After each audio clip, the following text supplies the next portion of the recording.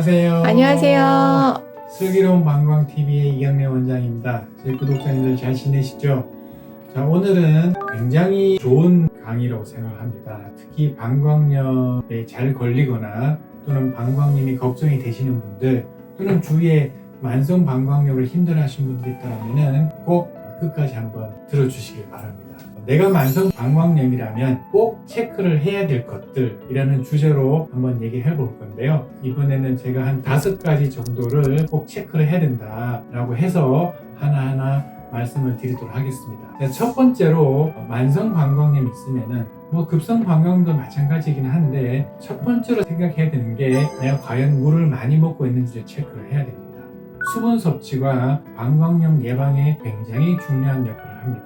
방광염에 잘 걸리는 분들은 특히 방광염 걸리고 나서 심한 증상이 있거나 혈뇨가 있거나 이렇게 굉장히 심하게 증상이 나타나는 분들은 물을 적게 먹는 분들이 상당히 많이 있습니다. 그래서 내가 평소에는 1.5에서 2리터 정도, 그리고 방광염이 걸렸을 때는 2리터 이상의 물을 먹는 것이 좋습니다. 방광염이 걸렸을 때 화장실을 보통 자주 가게 되는데 자주 간다고 해서 물을 적게 먹는 분들이 있는데 그렇지 않습니다. 이 물을 많이 먹고 소변의 양을 늘려서 소변을 희석시켜야지 방광염이 빨리 좋아질 수 있습니다.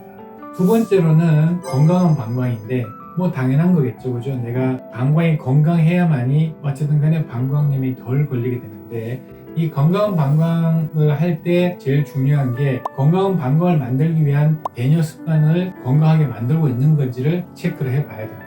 사실 일반인 입장에서 내가 예를 들어서 음식을 먹는 거는 건강한 식습관, 음식 섭취 이런 것들은 많이 알고 있지만은 건강한 배뇨 습관은 사실 모르고 있는 분들이 굉장히 많이 있거든요. 그리고 실제로 그거를 내가 정확하게 이걸 확인하기도 사실 쉽지는 않습니다.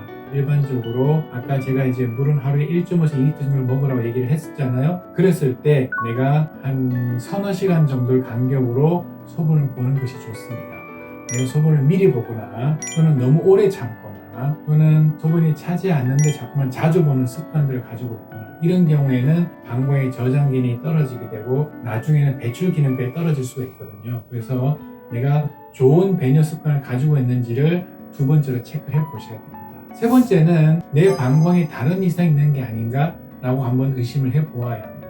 내가 방광 검사를 해서 만성 방광염이 생길 만한 다른 이유들이 있는 건지 또는 치료를 해야 될 부분이 있는 건지 또는 내 방광이 괜찮은데 반복적으로 생기는 이유가 또 따로 있는 건지 이런 것들을 확인을 해야 되는 거거든요. 특히 중년 이후에는 만성 방광염이 생겼을 때는 다른 원인들이 있을 수 있기 때문에 반드시 방광 검사를 해야 된다. 물론 이제 방광 검사가 여러 가지가 있을 수 있겠지만은 그 중에서 가장 중요한 거는 방광 내시경이 되겠습니다. 그래서 만성 방광염이 있다. 꼭 한 번은 내 방광에 다른 이상이 있는지 체크를 해봐야 될 것. 자, 그 다음에 네 번째로는 면역력이 되겠습니다. 면역력을 체크를 해야 되는데 사실 면역력은 모든 질환에 있어서 굉장히 중요한 역할을 하죠, 그죠? 우리가 흔히 말하는 감기라든가 요즘 이제 많은 이슈가 되었던 코로나 바이러스 같은 경우도 결국 이제 면역력이 중요한 역할을 하기 때문에 사실 면역력은 머리끝부터 발끝까지 모든 질환과 관련이 있기는 하지만은 역시 방광염도 면역력이 상당히 중요한 역할을 합니다. 하지만 면역력을 정확하게 체크할 수 있는 수치라든가 또는 면역력을 높이는 뚜렷한 방법이 있는 것은 아닙니다.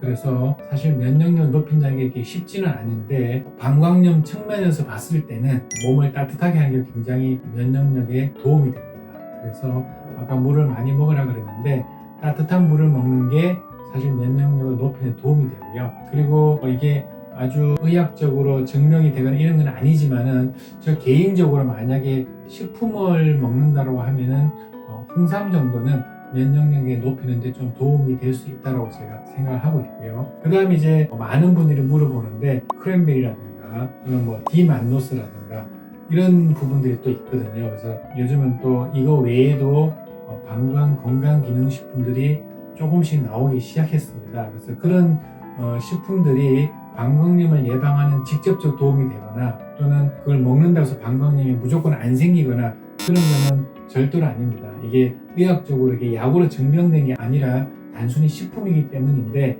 아무튼 간에 그래도 내가 그런 식품들을 먹어서 좀 도움이 된다고 하면은 그것도 생각해 볼 수 있고요. 그 다음에 병원에서 보통 이제 요즘 많은 그 면역력을 높이는 주사들이 많이 있는데, 저 개인적으로는 한 태반 정도는 좀 면역력을 높이는 데 입증이 된 게 아닌가라는 생각이 좀 듭니다. 그래서 내가 면역력을 높이기 위한 여러 가지 방법들을 좀 생각을 해보고 생활에서도 그런 거 높이는 그런 것도 좀 찾아 나가야 된다라는 게 이제 네 번째가 되겠고요. 이제 마지막으로는 이제 방어 기제가 됩니다. 방어 기제. 어쨌든 간에 방광염이라는 건 외부의 어떤 세균이 내 몸에 들어온 거기 때문에 내 몸의 방어 기제가 굉장히 중요한데, 방광염에는 두 개의 방어 기제를 가지고 있습니다. 첫 번째는 질에 있는 풍부한 유성이 1차 방어 역할을 하고요. 2차 방어 역할은 요도나 방광 내에 있는 보호막이 2차 방어 역할을 하게 되는 겁니다. 그래서 1차적으로 내 질에 있는 유산균을 풍부하게 하기 위한 그런 것들을 생활 습관이라든가 고민을 할 수가 있습니다. 그래서 종종 방광염이 내가 청결하지 않아서 생각을 해가지고 너무 자주 씻거나 이런 분들이 있거든요. 그런 경우에는 오히려 질 유산균이 떨어지게 되는 거고요. 또 너무 많은 항생제를 습관적으로 먹는 것도 질 유산균을 떨어뜨리는 결과가 됩니다. 시중에서 많이 팔리는 어떤 질 유산균이 있는데 직접적으로 질의 유산균을 높인다는 증거는 아직 없습니다. 그래서 저는 개인적으로 그 질 유산균을 먹어서 손해볼 일은 전혀 없겠지만은 그게 방광염을 예방한다는 직접적인 증거는 아직 안 나와 있다는 거. 오히려 먹는 것보다는 질의 유산균을 넣어주는 게 훨씬 더 저렴하면서도 효과가 더 좋고, 그건 이미 방광 예방의 효과가 입증이 되어 있습니다. 그래서 저렴하면서 더 효과 좋은 걸 하려고 하신다면은 질 유산균을 질에 이제 직접 넣어주는 방법이 제일 좋고요. 하지만 이제 병원에 오지 않고 내가 그냥 일상생활에서 어떤 질 유산균을 높인다고 했을 때는 그냥 유산균을 먹어주는 정도면은 충분하지 않나 라는 생각이 듭니다. 그 다음 방어 기제는 이제 방광을 싸고 있는 보호막이 있겠습니다. 그래서 이런 보호막들은 먹는 약이라든가 방광에 약을 넣어주는 방법을 통해서 이루어지게 되는 건데, 그거는 이제 아무래도 방광 검사를 해가지고 그런 보호막들이 손상이 돼 있거나 또는 약한 상태가 보이면은 그런 방법들을 통해 가지고 또 방광염을 예방하는 2차 방어 기제를 높일 수가 있게 되겠습니다. 그래서 제가 오늘은 방광염을 예방하는 또는 이제 치료하는, 또는 내가 만성 방광염이 있을 때 꼭 체크를 하거나 고려를 해 봐야 될 것들을 얘기를 했었는데요. 병원에서 이루어질 수 있는 것들도 있고 또 집에서 그냥 편하게 하실 수 있는 것들도 있습니다. 그래서 만성 방광염이 있다라면은 이 5가지를 꼭 체크를 해 보시고 고민을 해 보시고 또 그 해결책을 찾는 게 굉장히 중요하다고 생각이 듭니다. 오늘 강의가 도움이 되셨는지 모르겠고요. 저희는 다음에 더 좋은 동영상으로 찾아뵙도록 하겠습니다. 여러분 안녕. 안녕. 구독, 좋아요 눌러주세요.